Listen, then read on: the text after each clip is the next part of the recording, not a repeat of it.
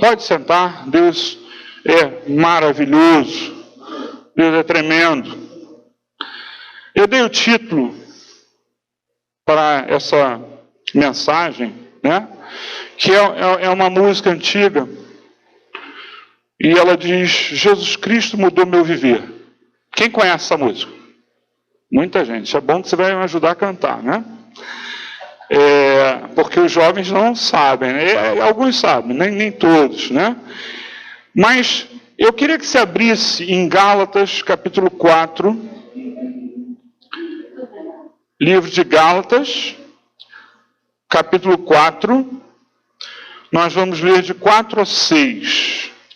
Gálatas 4, nós vamos ler 3 versículos, de 4 a 6. Acharam? Gálatas capítulo 4, versículo 4. Diz assim: Mas quando chegou a plenitude do tempo, Deus enviou seu Filho, nascido de mulher, nascido debaixo da lei, a fim de redimir os que estavam sob a lei, para que recebêssemos a adoção de filhos.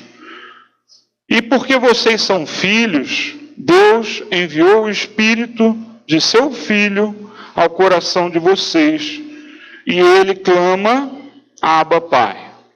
Eu vou ler esse último de novo. E porque vocês são filhos, Deus enviou o Espírito de seu Filho ao coração de vocês, e ele, o coração, clama: Abba, Pai.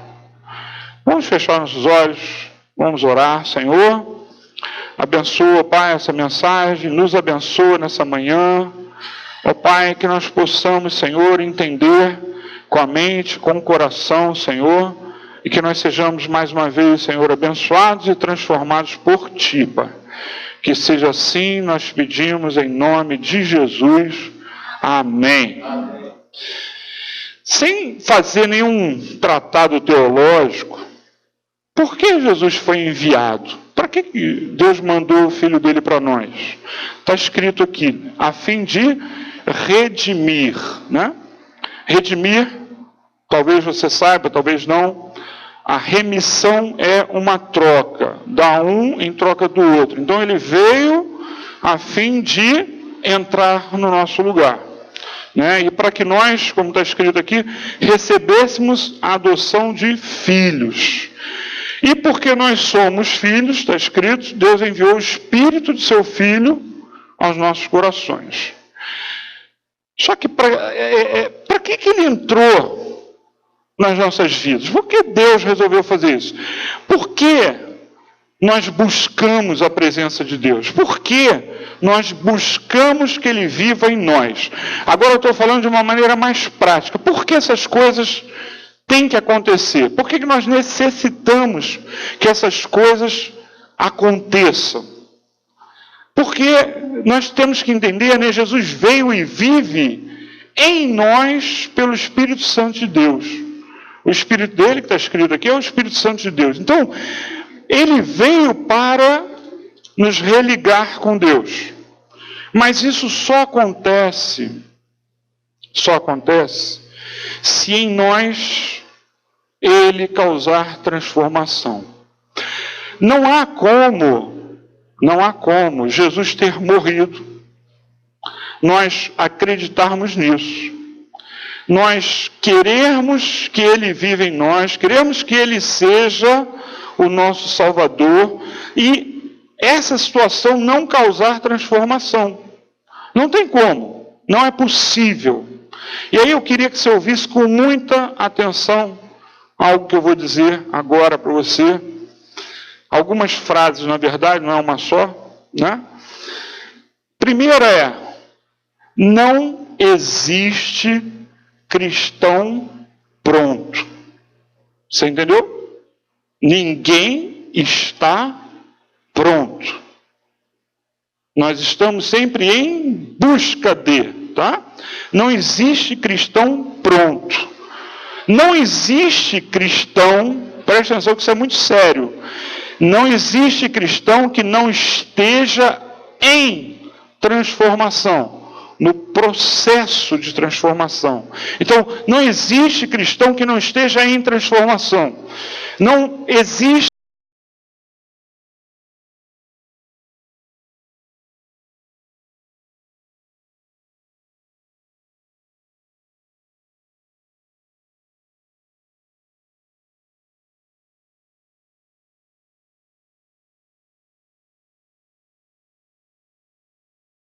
que já tenha atingido a meta. Sabe aquele lance da loja?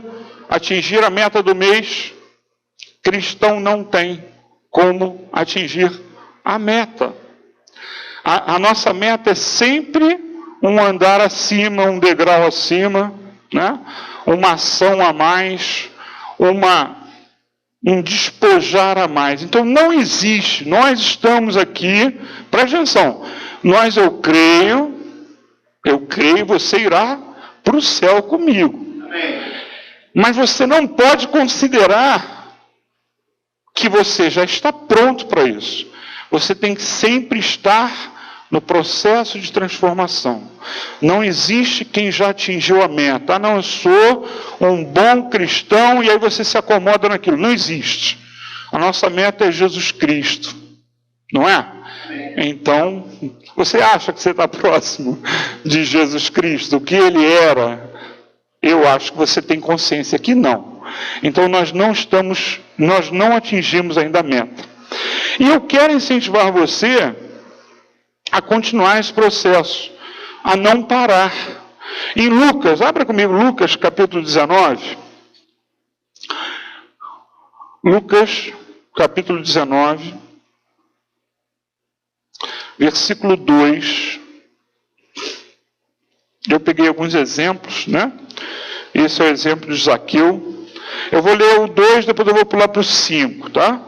Lucas 19, 2, diz assim: havia ali um homem rico chamado Zaqueu, chefe dos publicanos. Olha para mim, talvez você não saiba. Publicanos eram homens que cobravam, eram judeus, que cobravam os impostos pelos romanos. Por que eles faziam isso? Porque os judeus conheciam as famílias, né? Quantos eram, etc. Então eles usavam essas pessoas para fazer isso, tá? Então Zaqueu era rico e chefe dos fiscais romanos que eram judeus, tá? Versículo 5. Diz assim: quando Jesus chegou àquele lugar, olhou para cima e lhe disse: Zaqueu, desça depressa, quero ficar em sua casa hoje. Então ele desceu rapidamente e o recebeu com alegria. Todo o povo viu isso e começou a se queixar. Ele se hospedou na casa de um pecador. Mas Zaqueu levantou-se e disse ao Senhor: olha, Senhor, estou dando a metade dos meus bens aos pobres. E se de alguém extorquir alguma coisa, devolverei 4 vezes mais. Veja que ele está dizendo que já está fazendo, tá? Estou dando, né? Então ele já está no ato. Versículo 9, Jesus lhe disse: hoje houve salvação nesta casa, porque este homem também é filho de Abraão. Pois o Filho do Homem veio buscar e salvar o que estava perdido. Zaqueu, e aí eu vou falar alguns exemplos bíblicos para você, de alguma forma, se enquadrar, né, pensar e perceber que a sua vida pode ser transformada e perceber que você precisa fazer isso. Zaqueu era um pecador. Ele era um pecador porque ele sabia que ele cobrava além do que deveria, né? E por que ele era rico? Ele não era rico à toa. Ele não era rico porque o salário de publicano era muito bom. Não, não era isso. É que ele, se era para ele cobrar 20 denários, ele cobrava 22, entregava 20 aos romanos e ficava com 2. Tá? Então ele defraudava, ele tinha um esquema para que ele ficasse rico, assim como hoje a gente vê, já tinha nessa época isso. Então ele era um pecador, ele era um aproveitador, ele era egoísta, ele era traidor, porque É por isso que fala aqui de pecador antes, né? Porque ele era do povo judeu. E só Jesus afirma isso aqui depois, né? Ele era do povo judeu e traía o povo dele, tá? Ele não só porque roubava e ia além, como ele também não podia fazer parte desse esquema. Ele não podia fazer parte desse esquema. Então, como judeu, ele não podia se misturar. Então, Zaqueu, foi transformado. A bondade, presta atenção que quando ele começa a distribuir os bens dele, isso é uma transformação. Ele era uma pessoa que, gananciosa, ele queria dinheiro. Ele foi transformado, a bondade passou a habitar na vida daquele homem que era mau, que era injusto, ele passou a mudar. A partir daquele momento do encontro de Jesus, a bondade começou a imperar na vida dele. Muitas vezes, isso é uma coisa que me deixa muito triste, né? Quando eu vejo de vez em quando, fique tranquilo, nunca vi na nossa igreja, mas eu vejo muitas pessoas, né, que são cristãos, se dizem cristãos, mas são mais. Como é que pode um troço desse? A pessoa é perversa. Algum tempo atrás eu soube, né, de uma pessoa que dopava o filho, para o filho não ter a vida dele. Egoísmo extremo. E a pessoa se diz evangélica. Egoísmo extremo, gente. Então, a gente vê esse tipo de coisa e não consegue, né? Na semana passada eu dei um exemplo aqui, né? Eu nem sabia o valor, eu fiquei assustado com o valor, que eu não sabia que era isso tudo. Quem estava aqui quando o Ricardo falou o valor que ele foi roubado? Ninguém estava, só alguns estavam. Ele recebeu um dinheiro do avô dele, guardou na gaveta, e uma pessoa que se dizia evangélica, crente e tal, roubou. Eu pensava que era 300 euros, eram 1.000 euros. Muito dinheiro. E, sabe, a pessoa provavelmente roubou para dar de oferta. Vocês entenderam como é que o negócio está? O negócio está de ponta cabeça, né? Está invertido. As pessoas não estão dando valor a serem boas. Elas estão visando, é como se fosse um investimento. Eu vou pegar aqui para investir lá. Que coisa absurda. Cadê a ética cristã? Cadê o que Jesus fala, os mandamentos? É um troço absurdo. Isso não existe. Não existe. Então nós precisamos ser bons. Presta atenção. Quando você é mal educado com alguém que está lhe servindo, você não está sendo bom. Quando você trata mal alguém um garçom, o porteiro, a pessoa que está te atendendo na loja, e se você for ao contrário também, né? Se você for essas pessoas que estão servindo, você também tem que ter bondade no coração, você tem que ser bom. Então, é para os dois lados. O cristão, ele tem que ter bondade no coração. Esse homem foi transformado. Se você não trata bem as pessoas, saiba que você está errado. Mesmo que você acha que tem razão, você está errado. Nós não podemos fazer isso. Então deixe Jesus transformar você. Você precisa ser transformado. Porque é o que nós vemos.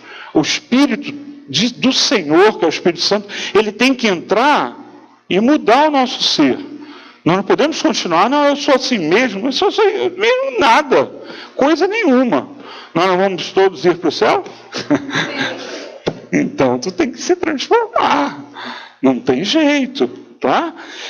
Mateus capítulo 8, um outro exemplo. Mateus 8, versículos 5 a 10. Entrando Jesus em Cafarnaum, nós vamos até o 10.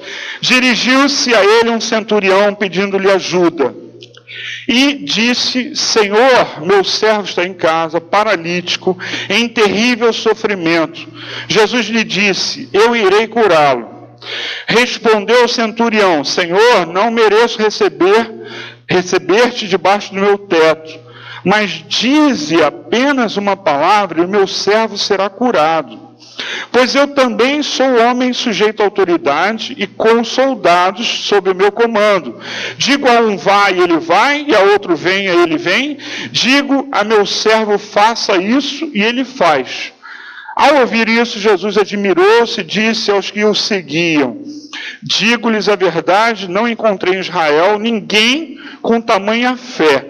Aí eu ia falar depois, mas eu quero que você leia comigo Lucas capítulo 7, que é o mesmo, está falando da mesma pessoa, do mesmo centurião. Lucas 7, 2, tá? Que eu quero mostrar uma coisa para você, que eu não tinha programado, mas me veio à cabeça isso. Lucas capítulo 7, creio que inspirado por Deus, tá? Versículo 2. Diz assim, ó. Lucas 7, 2. Ali estava o servo de um centurião doente, quase à morte, a quem o Senhor estimava muito. Ele ouviu falar de Jesus e enviou-lhe alguns líderes religiosos dos judeus, pedindo-lhe que fosse curar o seu servo. Versículo 4. Chegando-se a Jesus, suplicaram, preste atenção, os judeus estão suplicando com insistência: esse homem merece que lhes faças isso, porque ama a nossa nação e construiu a nossa sinagoga. Eu quero que você preste atenção, que agora é um homem com uma outra situação, como nós. Cada um aqui tem uma situação diferente. Esse homem agora já demonstrava que era bom, apesar de ser... O que ele era? Um centurião romano. Sabe, os romanos, e não esse homem, os romanos consideravam os judeus inferiores. Os judeus não eram nada para eles, né? Você vê até em filmes isso, né? Os judeus muitas vezes eram postos, né, juntos, em Veneza. Me parece que foi o primeiro gueto que existiu, né? A gente fala em gueto na Segunda Guerra Mundial, mas as pessoas não sabem que gueto é uma coisa lá da Idade Média, né? Então, em Veneza tinha um gueto muito famoso lá, e por aí vai, né? Então, já nessa época dos romanos, né, havia essa discriminação. Então os romanos achavam os judeus inferiores, sub-humanos, né? Eles não respeitavam a sua cultura, o seu Deus ou qualquer coisa que viesse deles. Sabe, esse centurião era um caso à parte. Ele era diferente. Mas esse homem, além de ser um homem diferente, porque havia bondade nele, ele ajudou a fazer sinagoga, então a gente vê que ele não era como o normal, a gente vê na Bíblia, o romano opressor. Ele era o romano consciente, o romano que gostava da nação, como está afirmado aqui, a ponto de fazer os judeus irem ao Messias, que eles não consideravam Messias, que era Jesus, né? Então, eles foram, né, interceder por esse homem. Mas o que eu quero que você preste atenção, né, e é o que nós temos que ser transformados, né? Primeiro é a bondade. A segunda coisa é na nossa fé. Não existe cristão que não tenha fé. Nós somos mais ou menos maduros na nossa fé. Quanto mais experiência nós temos com Deus, maior é a nossa fé. Então, nós precisamos ser transformados na nossa fé. Existe muito medo. Satanás, ele faz muita propaganda para nos assustar. Ele está fazendo isso agora no Brasil. Gente, você não depende do governo. Você depende de Deus. De Deus. Ah, mas as coisas ficam mais difíceis? Eu não tenho dúvida. Orem pelo Brasil, nós temos que fazer isso. Orar pela nossa nação, isso é dito na Bíblia, né? Nós temos que fazer isso. Orar até para que o governo tenha cabeça, que entre pessoas que governem bem, eu não tenho dúvida disso. Mas você não depende disso. Esse homem tinha uma fé que Jesus, ele chegou e elogiou. Jesus elogiou a fé dele, porque ele não precisava ver. Ele não precisava ver. Ele disse: Senhor, não manda, que eu acredito que você tem autoridade para fazer. Você acredita na autoridade de Jesus? Amém. mais do que só falar, nós acreditamos de coração na autoridade de Jesus, nós estamos preparados para isso, porque nós precisamos ter essa fé. A nossa salvação depende dessa fé. Nós temos que até estimular essa fé. Nós precisamos ser transformados. Então, eu sempre digo, né? O medo, ele é o oposto da fé. Seja medo de barata ou de andar de avião. Ah, mas pastor, eu sei. É um nojo, né? Barata. É nojo, uma série de coisas. Dá muito medo andar num prédio de tantos andares, né? Mas o que eu quero dizer é o seguinte: você tem um sentimento, mas com Jesus você pode tudo, fazer tudo. Matar uma barata, matar um rato, porque o medo não pertence à nossa vida, não pode pertencer. Andar de carro, andar à noite no Rio de Janeiro, porque isso é uma questão de fé. Eu preciso matar uma barata? Não, eu não preciso matar uma barata, mas se eu precisar, se isso for necessário, por exemplo, vou dar um exemplo, eu ir num lugar que eu sei que é cheio de barata para pregar o evangelho para alguém. Vou fazer a pergunta, eu quero que você seja sincero, só para ter uma...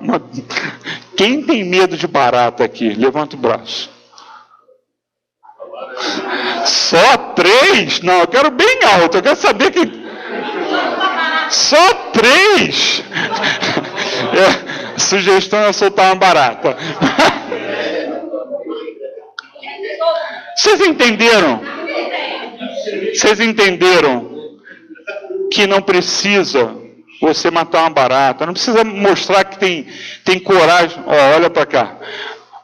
Não precisa mostrar que tem coragem para matar uma barata. Eu só estou dizendo o seguinte: e se Jesus mandar você ir pregar num lugar que você sabe que tem barata?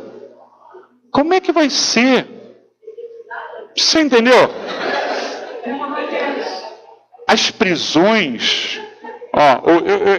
vocês acham que eu ouço tudo, né? Eu não consigo ouvir não, mas não tem problema. Deixa para lá, eu não quero que vocês ouçam também, que senão fica todo mundo rindo e eu não sei do que. É terrível isso. Preste atenção numa coisa muito importante.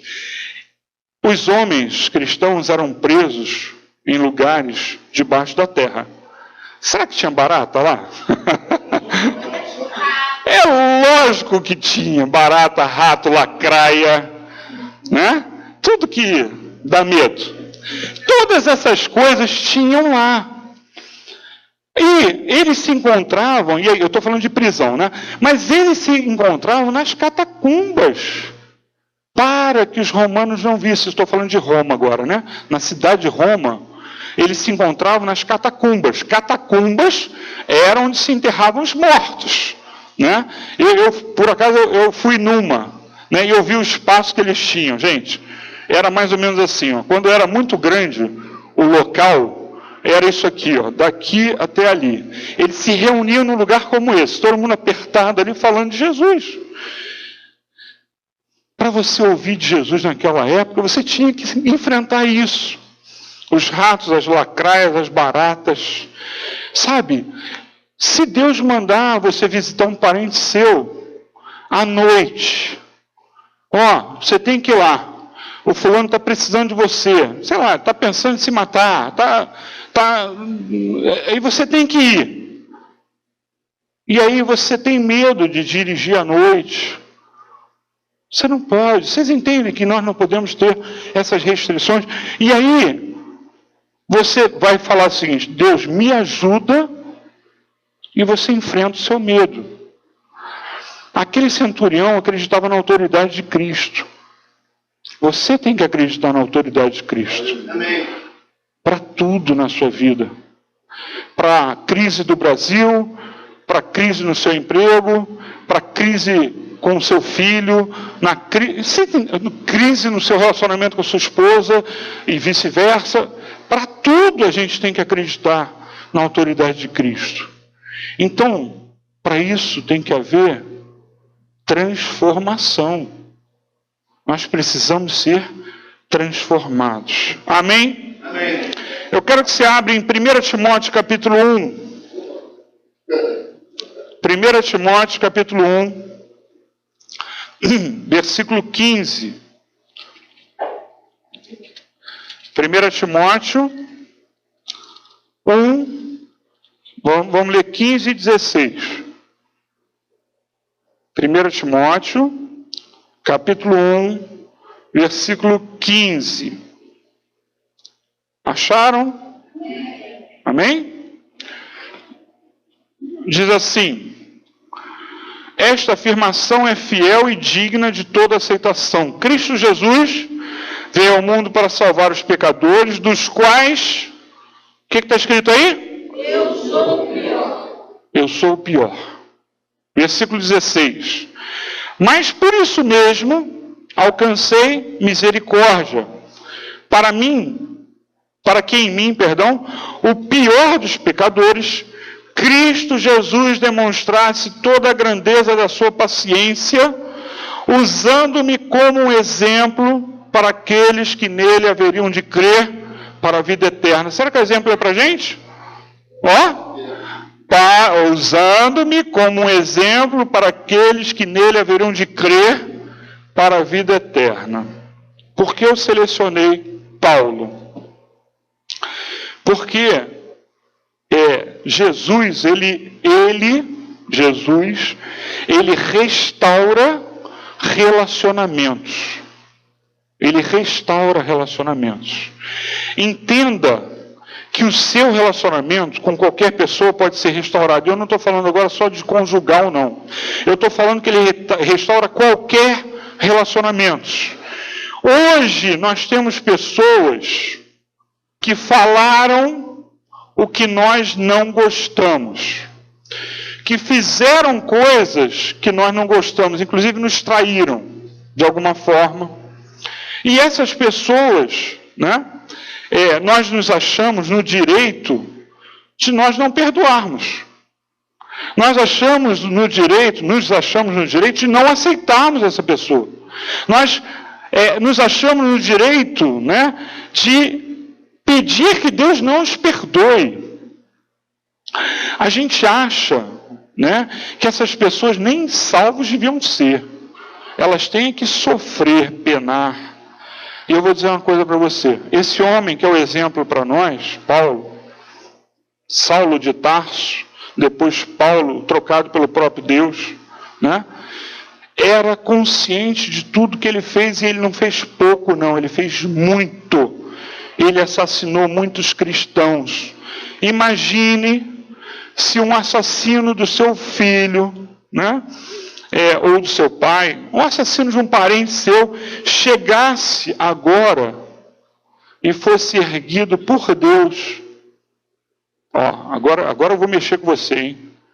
O assassino do seu parente, pai, filho, fosse erguido por Deus para ser o pastor desta igreja. Qual seria a sua reação? Porque foi isso que aconteceu. Paulo era assassino de cristãos e ele assassinou parentes daqueles homens e mulheres que estavam lá, junto com ele. Eles não tinham só medo, eles tinham repulsa por ele antes. Mas Deus restaura relacionamentos. A palavra diz que nós temos que perdoar para nós sermos perdoados. Então, nós não precisamos apenas ser bons. Nós não temos que apenas ter fé. Nós temos que fazer uma coisa que é difícil, é perdoar. Nós não podemos guardar nada. Quando nós, e não são as coincidências de Deus, eu não lembrava que era ceia. Hoje, quando eu comecei a preparar essa pregação, não lembrava. Mas, se você parar para pensar, tudo que a gente tem que fazer na ceia, crer que aqueles elementos são o corpo e o sangue de Cristo, ou eles simbolizam o corpo e o sangue de Cristo, eles não se transformam nisso, mas eles simbolizam, e nós temos que ter fé de que essa cerimônia é algo diferente, é algo especial. Nós temos que ser transformados a ponto de termos uma essência boa, como Paulo. Paulo, de matador de cristãos, passou a dar a vida dele pelos cristãos. Ele se arriscou inúmeras vezes por causa daqueles homens, daquelas mulheres que tinham aceitado a Jesus. Ele foi erguido por Deus, ele foi o mais importante dos pregadores, isso é óbvio. E aquelas pessoas conviviam com ele, gente. O nosso coração tem que mudar, a nossa vida tem que mudar. Nós temos que fazer isso para que ao ceiar, tudo esteja valendo. Por isso nós temos que pedir a Deus que a nossa consciência agora seja limpa, que os nossos pecados sejam perdoados. Sabe? Porque nós precisamos ter o caráter de Cristo, que perdoou, né? Perdoou Pedro. Judas não se deixou perdoar, mas se tivesse ele feito o que deveria fazer, que era pedir perdão, ele teria sido perdoado por Jesus. Então, sabe, nós precisamos entender que aquele homem que diz que é o exemplo, ele era o pior, ele se diz ser o pior, mas que é o exemplo para nós, aquele homem foi reconciliado, as pessoas aceitaram ele, pessoas que odiavam ele. Jesus quer transformar a nossa vida. Não existe, preste atenção, você não está pronto no seu aspecto emocional, nem no espiritual, você tem que ser transformado, nós temos. Então, hoje é mais uma vez o dia para isso. O que o Espírito Santo toca você na hora que eu falo essas palavras? O que vem à sua mente? Ou quem vem à sua mente? Ou quais são os medos que vêm à sua mente? Qual é a falta de fé que você hoje ainda tem? Isso tem que ser transformado. Isso tem que ser transformado, porque Jesus ele veio para causar revolução. Ele tem que causar uma revolução, não uma revolução política, não uma revolução violenta, né? Mas ele tem que causar uma revolução na sua vida. Ele tem que causar uma revolução na sua vida. É assim que funciona. Nem eu, nem você, né, ou qualquer pessoa, estamos prontos. Sabe, Paulo, ele foi transformado. De assassino cruel, Paulo foi transformado de assassino cruel em um apóstolo amoroso, que se sacrificava por aquelas pessoas. Ele se sacrificava, ele sofreu muito. Jesus, ele quer que você seja assim também. Ele quer que você seja transformado, que nós sejamos transformados. E só que não é, como eu falei, não é uma revolução política nem violenta, é uma revolução pelo amor. É isso que vai fazer a diferença em nós. Pelo amor que ele derramou a sua vida por nós, nós seremos transformados. Então, sabe, ele precisa fazer isso, mas para ele fazer isso, você tem que, entregar. Conversando com uma pessoa há pouco tempo, eu falei isso para a pessoa. Entrega, entrega, entrega. É isso que você tem que fazer. Você tem medo? Entrega. Você tem pensamentos impuros? Entrega. Você tem entrega. Entrega para Deus. O que está errado na sua vida? Entrega para Deus. Você não se controla em alguma coisa na sua vida? Entrega. Sabe, todo dia é dia, tá bom? Mas hoje há uma cerimônia que Jesus deixou. E por isso eu creio que é algo especial. Nós não estamos aqui à toa, não é uma cerimônia que, é uma cerimônia mensal. Coisa nenhuma, é uma cerimônia para transformação. E eu quero incentivar você justamente a fazer isso. Você, que considera que ainda não começou a mudança, eu quero te incentivar a mudar. Você que considera que mudou pouco, eu mudei muito pouco, quero te incentivar a mudar. Você que considera que já mudou muito, talvez você considere que já mudou o suficiente, eu vou dizer para você, nós não estamos prontos, eu quero te incentivar a mudar mais. Sabe? E infelizmente aquele que acha que nunca vai mudar, eu quero te incentivar a mudar. Isso aí eu não vou mudar, né? Eu quero te incentivar a mudar. Porque Jesus quer isso, tá?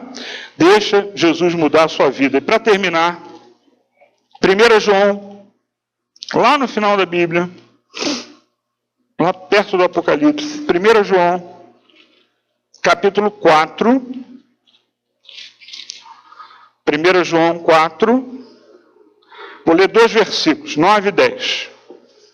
Tá?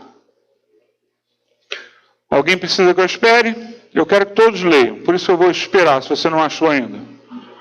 Então vou esperar um pouquinho. Primeira carta de João, está lá no final do Novo Testamento, capítulo 4, versículo 9 e 10. Alguém já achou?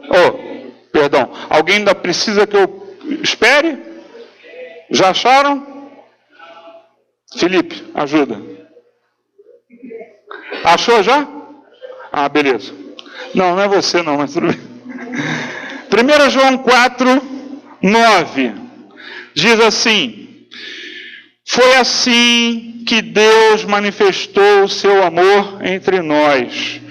Enviou o seu Filho unigênito ao mundo para que pudéssemos viver por meio dele. Nisto consiste o amor, não em que nós tenhamos amado a Deus, mas em que Ele nos amou e enviou o seu Filho como propiciação pelos nossos pecados. Antes tinha falado de remissão, nesse versículo fala propiciação, que é cobrir, tá? Ele mandou Jesus para entrar em nosso lugar e fazendo isso ele cobre os nossos pecados, tá? Só para você entender. Então, eu vou ler de novo. Nisto consiste o amor, não em que tenhamos amado a Deus, mas em que Ele nos amou, enviou o seu Filho como propiciação pelos nossos pecados. Nós precisamos ter uma mudança, uma transformação de vida. Nós não estamos prontos.